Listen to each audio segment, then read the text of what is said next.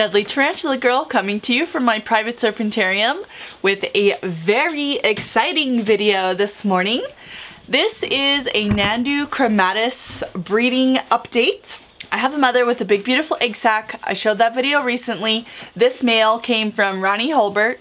Today's the big day, the reveal day. We're going to open the egg sac. It is 28 days old today, and I considered taking the egg sac from the mother, but it looked like she was doing a really nice job with it.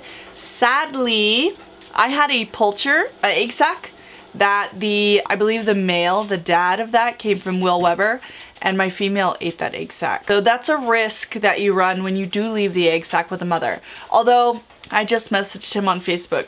I'm hoping that she's getting ready to drop another one. She's getting really big and fat, although she might molt. So keep your fingers crossed for Will and me. But right now, Ronnie, thinking about you, I'm going to go ahead and take the egg sac and we're gonna open it and see what we've got going. Here is my lovely mother. I have 2 incubation chambers prepared here. And I do have videos where I break down that process if you have questions about that. When I incubate egg sacs myself, I palpate them and can usually tell whether they are viable or not. This one I have not touched because I've let the mother keep it the whole time. This promises to be exciting. You can see this is a huge egg sac. And the fact that she is still guarding it indicates that, I know, honey, I know.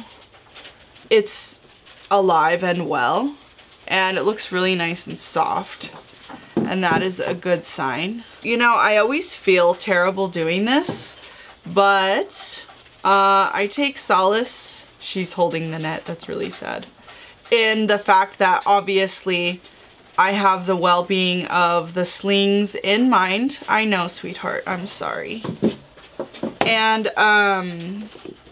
you know, obviously that they're going to do well in my care. Upon initial inspection, this is just vermiculite, the egg sac feels light and fluffy, and the eggs feel like they're moving around separately, which is definitely a good sign. If they start to clump together, that's no good. The mothers actually turn the egg sacs a couple times a day, and if I ever remove an egg sac from a mother and incubate it myself, that's what I do as well. And I used to do it really, really gently, and a lot of times the egg sacs wouldn't live. I started to figure out that you actually have to be a little rough with them and kind of jostle them around in order to keep them from sticking together. And you can see there's many layers of silk here. This species is notorious for having huge numbers of offspring. Obviously, when you're doing this, you want to be careful not to cut into the meat of the egg sac where the eggs are. But there are often so many layers of silk that, oh yes, yes, yes, yes, yes. And there are babies hanging on to the top here, so I had to be very careful, and it doesn't look like I chopped anybody in half. Bring the light down.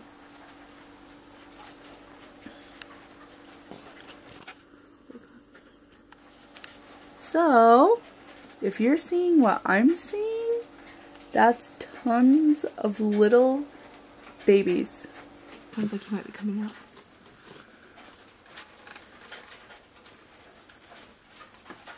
Because when we dump it out, that's gonna be like a glorious moment. There are so many babies in here. I mean, it's insane. Oh my gosh. Oh my gosh.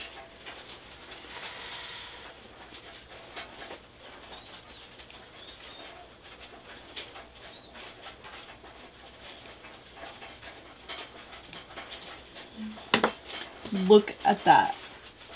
Oh my goodness.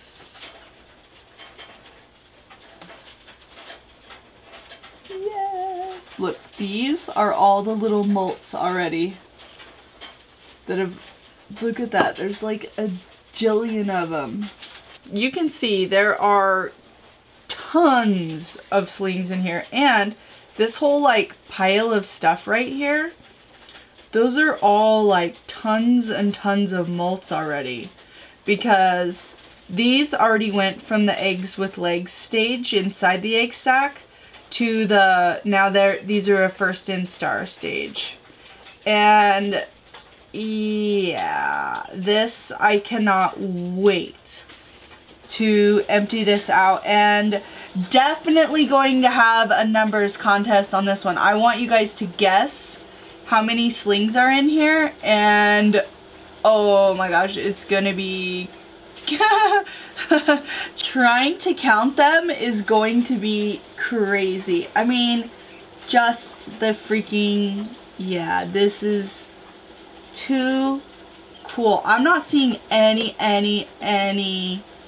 slings that have not made it, which, you know, I mean, I haven't seen everybody yet, but they look so good.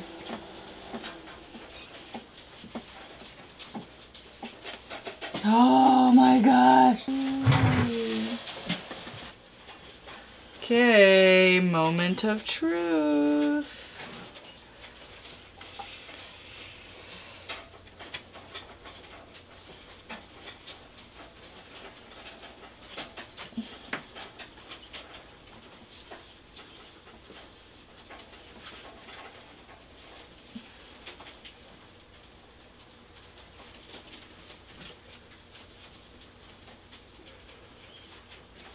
Oh my gosh. So I hope that you're seeing what I'm seeing, but this is good. I love you. Yes, this is so good. That's a lot of babies still. So, okay, I'm just gonna use my soft bristle paintbrush. This is a paintbrush you can get from any craft store. I have found that, first of all, it's a lot of men in the hobby, so big man hands are not good for this. So I have a leg up on you guys in this area of all this delicate egg sac business. But using the very soft bristles of these paintbrushes is a super gentle way of moving all these little slings around without hurting them or squishing them, because obviously they're super delicate. And I'm actually gonna leave the egg sac in here with them for now. You know, there's so many babies. Tell me when you're focused. Yeah. There are so many babies in here. I'm actually going to use my backup chamber as well.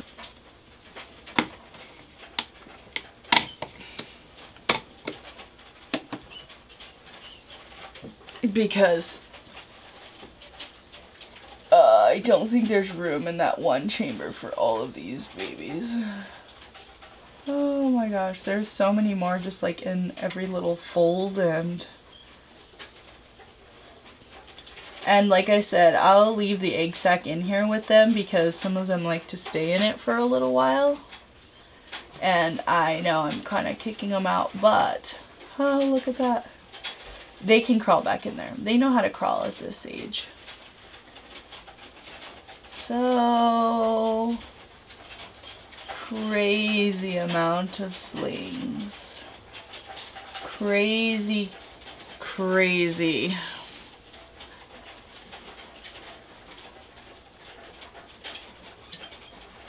Yeah, this is